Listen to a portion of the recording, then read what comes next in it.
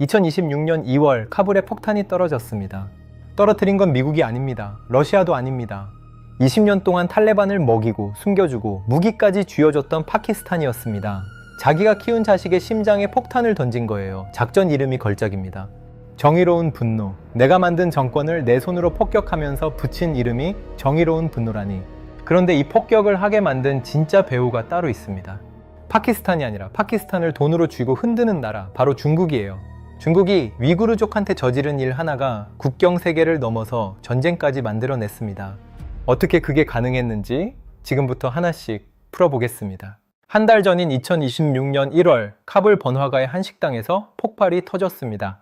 7명이 즉사하고 13명이 다쳤어요. 여기까지만 들으면 또 중동 뉴스겠거니 하실 수 있죠. 그런데 이 식당이 보통 식당이 아니었습니다.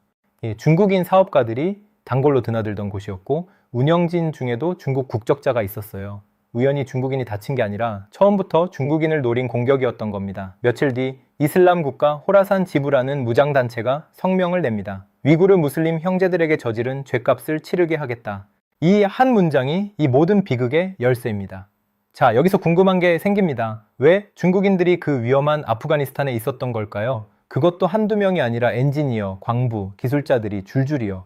답은 그 나라의 땅 밑에 있습니다. 아프가니스탄 하면 전쟁, 가난, 탈레반 이런 이미지가 먼저 떠오르시죠. 틀린 말은 아닙니다. 하지만 이 척박한 땅 밑을 들여다보면 완전히 다른 세상입니다. 미국 지질조사국 추정 최소 1조 달러, 아프간 정부 추산 최대 3조 달러 어치의 광물이 잠들어 있어요. 3조 달러면요, 우리나라 1년 국가 예산의 5배가 넘는 돈입니다. 그 중에서도 핵심은 리튬이에요. 전기차 배터리 하나 만드는데 리튬이 약 8kg 들어가는데 국제에너지기구가 2040년까지 리튬 수요가 지금의 40배 넘게 폭증할 수 있다고 했거든요. 미국 국방부 보고서에 이런 표현까지 나왔습니다. 아프가니스탄은 리튬의 사우디아라비아다. 리튬만이 아닙니다. 구리도 엄청납니다. 요즘 전기차 한 대에 들어가는 구리가 일반 자동차의 4배예요. 인공지능 데이터 센터를 돌리려면 전력망이 필요하고 전력망을 깔려면 구리가 필수입니다. 그래서 최근 몇 년간 구리 가격이 계속 오르고 있는 건데 세계 최대 구리 소비국이 어딜까요? 바로 중국입니다. 여기에 히토류까지. 반도체, 미사일, 스마트폰에 다 들어가는 이 히토류를 지금 중국이 전 세계 생산의 60에서 70%를 장악하고 있는데 그런 중국조차 더 확보하고 싶어 안달이 난 거예요. 한마디로 아프간 땅 밑은 미래 산업의 원료 창고였던 겁니다. 그래서 2021년 8월 미군이 20년 전쟁을 끝내고 철수한 순간 중국 머릿속에서 계산기가 돌아갔을 겁니다. 미국이 빠졌다. 탈레반은 미국한테 중앙은행 자산 95억 달러를 통째로 얼려먹어서 돈이 말라 죽게 생겼다. 서방의 원조도 끊겼다. 우리가 돈 좀 쥐어주면 이 보물 창고를 통째로 가져올 수 있다. 실제로 중국은 빠르게 움직였습니다. 2008년에 따놓은 아이나크 구리 광산은 약 34억 달러짜리 세계 최대급 프로젝트였고 2023년에는 아무다리아 유전 25년 개발 계약도 체결했어요. 리튬 쪽에서는 100억 달러 투자까지 검토됐습니다. 종이 위에서는 완벽했어요. 그런데 현실은요, 그 종이를 갈기갈기 찢어버렸습니다. 아이나크 구리 광산, 계약 서명한 지 16년이 지난 2024년 7월에야 접근도로 공사를 겨우 시작했는데 그때까지 캐낸 구리가 정확히 제로입니다. 단 한 톤도 없어요. 아무다리아 유전은 더 기가 막힙니다. 2025년 6월 탈레반이 일방적으로 계약을 찢어버렸어요. 조용히 해지한 게 아닙니다. 탈레반 전사들이 총을 들고 유전에 들어와서 시설을 접수했고 중국 직원 12명의 여권을 빼앗아서 출국을 막아버렸습니다. 사실상 인질극이에요. 2026년 2월까지도 중국인 직원 3명의 여권이 270일 넘게 탈레반 손에 잡혀 있었다는 보도가 나왔습니다. 돈 준다고 친구 되는 줄 알았는데 그 친구가 총을 들고 돌아선 겁니다. 대체 왜 이렇게 됐을까요? 이걸 이해하려면 중국 서쪽 끝을 봐야 합니다. 신장 위구르 자치구. 중국 전체 면적의 약 6분의 1, 한반도의 7배가 넘는 광활한 땅인데 여기에 위구르족이라는 투르크계 무슬림 민족이 약 1,160만 명 살고 있습니다. 문화적으로 베이징보다 카자흐스탄이 더 가까운 사람들이에요. 과거에 동투르키스탄 공화국이라는 독립국가를 2번이나 세운 적도 있고요. 그런데 1949년 중국 공산당이 들어서면서 약속합니다. 자치권 보장해줄게. 같이 잘 살자.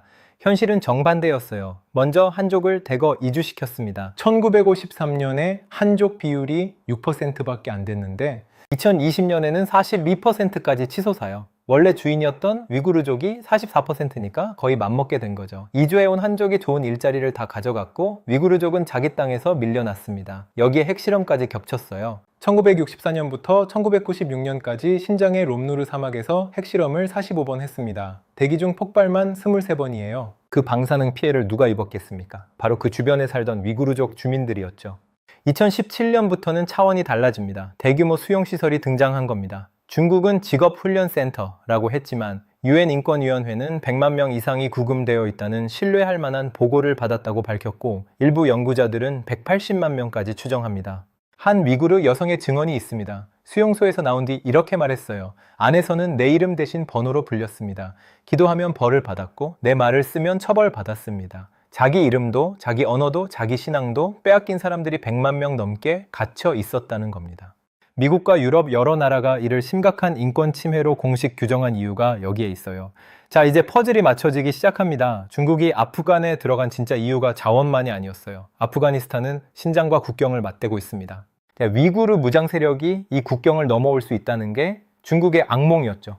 탈레반한테 돈을 쥐어주고 그 대가로 위구르 무장 세력을 잡아달라는 거래를 한 겁니다. 탈레반 입장에서도 거절할 이유가 없었어요. 미국한테 돈 얼려먹고 원조 끊기고 인구 절반이 굶주리는데 인권 타령 없이 돈 주겠다는 나라가 나타났으니까요. 비유하자면 반에서 따돌림 당하던 애한테 부잣집 아이가 나랑 친구하자, 대신 나 괴롭히는 애들 좀 막아줘 한 격입니다. 겉보기에는 서로 이득인 완벽한 거래였어요. 하지만 이 거래에 치명적 결함이 숨어 있었습니다. 여기서 등장하는 게 이슬람 국가 호라산 지부입니다. 이 조직, 탈레반이랑 한편이라고 생각하시면 큰 오산이에요. 오히려 탈레반의 적입니다. 얼마나 극단적이냐면 2021년 미군 철수 때 카불 공항에서 자살 폭탄으로 170명 넘게 죽인 게 바로 이 조직이에요. 여성 교육 금지하고 음악 틀면 처벌하는 탈레반조차 이들 기준에서는 너무 온건하다고 공격 대상입니다. 이들한테 중국은 완벽한 표적이에요. 위구르 무슬림 형제를 수용소에 가둔 원수이면서 자기들이 증오하는 탈레반의 최대 돈줄이잖아요. 중국인을 공격하면 이슬람의 적에게 복수하고 탈레반 경제도 흔들고 세계뉴스 일면도 장식하는 일석삼조의 카드가 되는 겁니다. 그런데 진짜 소름 돋는 건 따로 있습니다.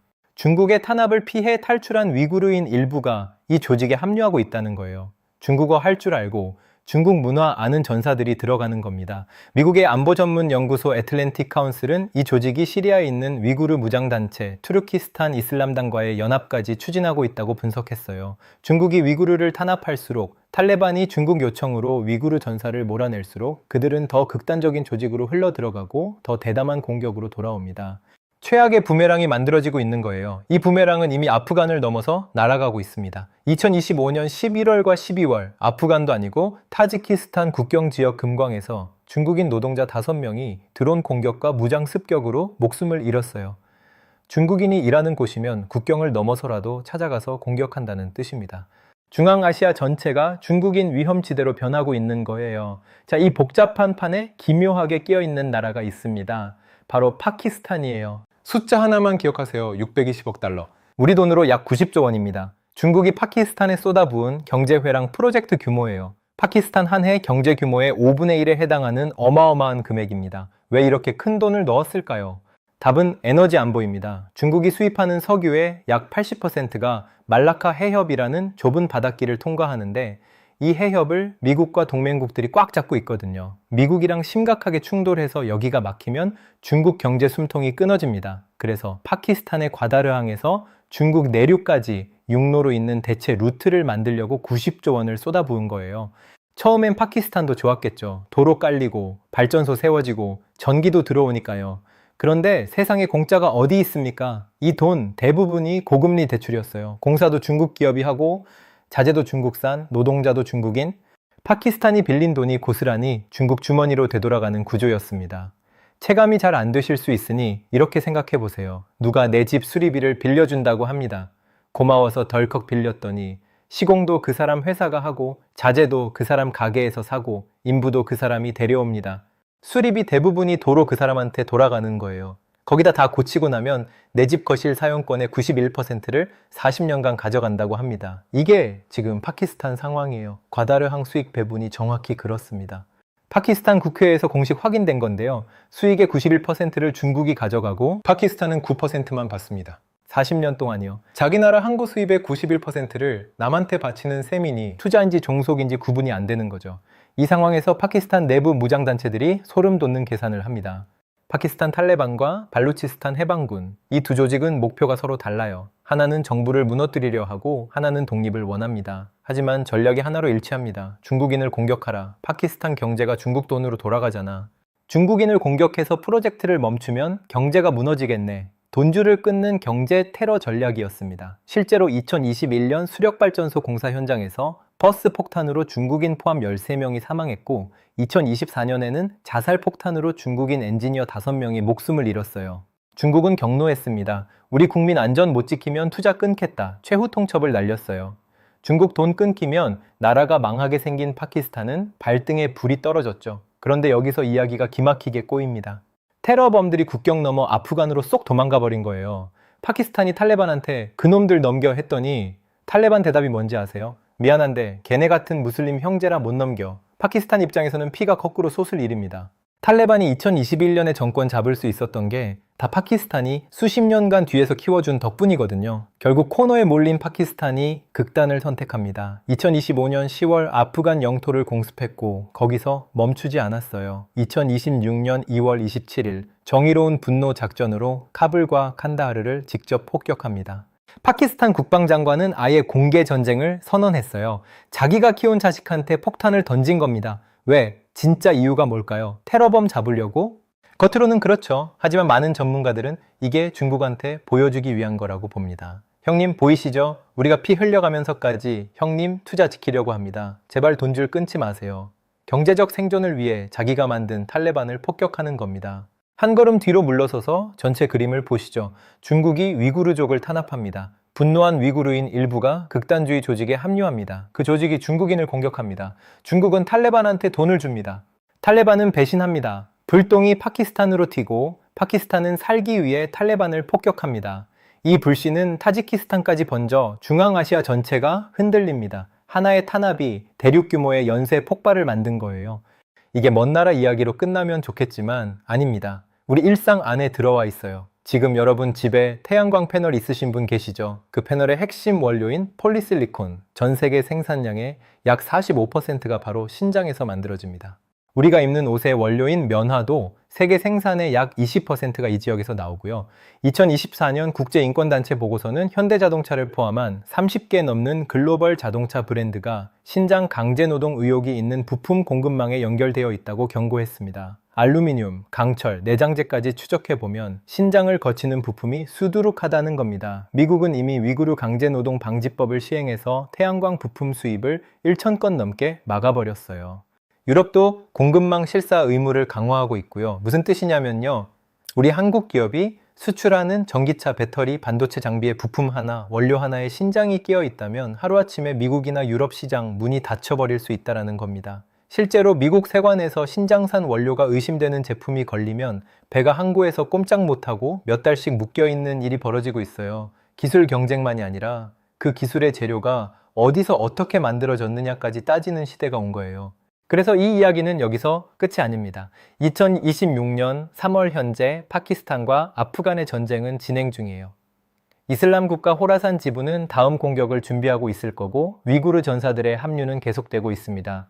중국의 90조짜리 1대1로는 이 불길 위에 서 있고요.